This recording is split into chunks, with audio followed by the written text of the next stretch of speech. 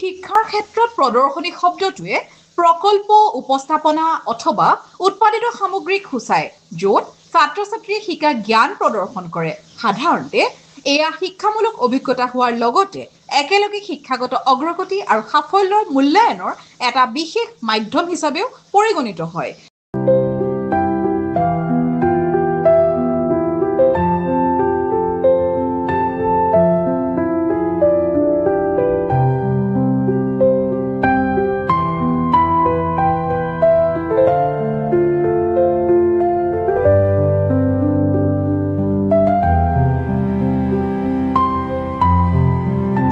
Joseph public স্কুলে বিষয়ভিত্তিক এটা প্ৰদৰ্শনীৰ আয়োজন কৰে য'ত ছাত্ৰ-ছাত্ৰীসকলে বিভিন্ন বিষয়ৰ প্ৰতি থকা তেওঁলোকৰ গভীৰ আগ্ৰহ আৰু জ্ঞান প্ৰদৰ্শন কৰাৰ সুযোগ পায়